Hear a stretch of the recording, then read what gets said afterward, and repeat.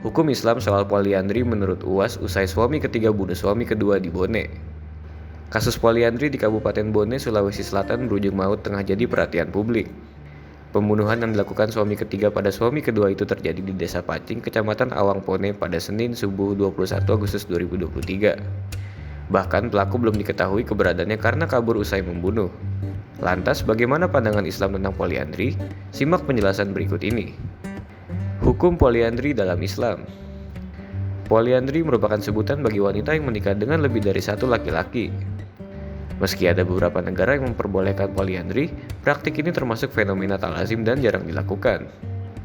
Beragam alasan jadi latar belakang terjadinya poliandri, seperti faktor ekonomi hingga kebutuhan lahir dan batin yang tak terpenuhi oleh suami sebelumnya. Selain itu, ada juga alasan rumah tangga yang tidak harmonis dan lain sebagainya. Namun, apapun alasannya, hukum poliandri dalam Islam adalah haram bahkan termasuk zina. Islam secara tegas melarang wanita menikah dengan laki-laki lain ketika masih memiliki suami sesuai surat An-Nisa ayat 24. Diharamkannya poliandri dalam Islam tentu bukan tanpa alasan.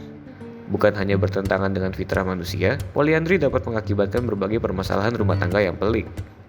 Praktik poliandri membuat seseorang kesulitan menentukan garis keturunan dari anak yang dilahirkan. Hal itu akan berdampak pada sistem kewarisan terhadap anak dan suami-suami wanita tersebut jika salah satu suaminya meninggal dunia. Selain itu, pasangan yang melakukan poliandri juga sangat rentan mengalami perceraian serta terjangkit penyakit berbahaya seperti AIDS serta penyakit seksual lainnya. Kata UAS soal poliandri. Islam secara spesifik memperbolehkan poligami, namun tidak mengizinkan poliandri. Menurut Ustadz Abdul Somad atau UAS, jika seorang perempuan menikahi dua orang pria secara bersamaan, maka artinya perempuan itu melakukan zina dengan suami keduanya. Jika misalnya perempuan Indonesia memiliki suami, lantas bekerja di Arab Saudi lalu di sana dia menikah dengan pria lain, maka selama dia berhubungan dengan suami kedua, hukumnya zina, ungkap UAS dalam salah satu ceramahnya. Maka bagi seorang perempuan jika ingin menikah dengan pria lain, wajib melakukan perceraian dahulu dengan suaminya.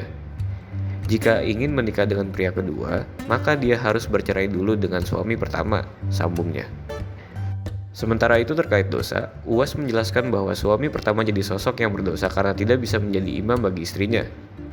Siapa yang berdosa? Suami pertama, karena setiap kamu pemimpin wahai suami, kau akan dituntut di hadapan Allah, ucap UAS. Kemudian yang berdosa kedua disebut oleh UAS adalah orang yang menikahkan perempuan dan pria keduanya itu. Kedua siapa? Ya yang berani menikahkan.